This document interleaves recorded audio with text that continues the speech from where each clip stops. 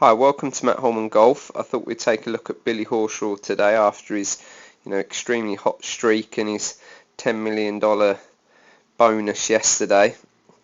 I think unfortunate for the Americans that he didn't have this form a few weeks prior to the Ryder Cup selection, because I think he'd be a tough opponent at the moment. I think hard worker, great technique, trains hard, and I think you can really see that in his swing and certainly in his results of late. So let's start on the right hand side. So to be honest, everything that I would work on in a golf swing and I'd like to see in a golf swing, I think Billy Horschel is doing. So set up, everything neutral lines, slight knee flex but not too much. He's hitting like a 9-iron here, so it's not the the longest club, but let's put a couple of lines on here. So just one to track sort of his spine angle, his head movement and tailbone, and the other for his sort of starting line. So really like to see the hand stay inside our hand plane and then club head to work up our shaft plane line, which is this line here. He's doing a great job of this, to fraction the outside. This is exactly what we want to see, by this frame here. Many think that the club shaft at this point, when it's sort of reaching horizontal, should be sort of parallel to the feet. Actually, it should point more to the left hip, which he's got going on there. It's going to pass through this parallel position, but later on than a lot would realise. And then moving on, a really nice setting of the club, just sets the shaft at the ball.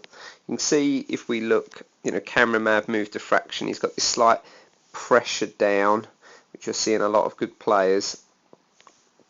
He's retained his tailbone, which is key.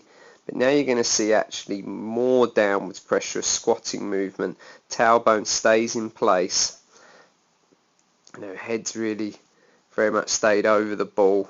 Club's working nice out in front of him, and he does a great job of planing the shaft through impact. So what I like there as well is how quiet his right foot is there, considering to how much he's turned. And as the shot gets longer to drive, you're definitely going to see that heel come off the ground. But I really like the way the shaft is back to sort of this planed position. And again, as he starts to swing harder with longer clubs, I think you'll start to see the heel more active and the shaft raise up a little bit. I don't like to see too much of that.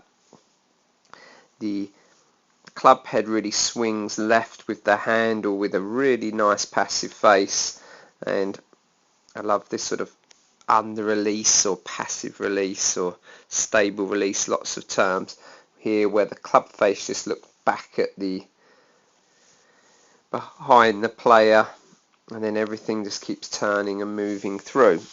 So from face on now, I think we've got a similar club. You can see camera angle's a little bit too far to the right, so it gives the appearance of the ball position slightly back of middle. I think he's got it slightly further back to just, sort of press the ball in slightly lower than normal.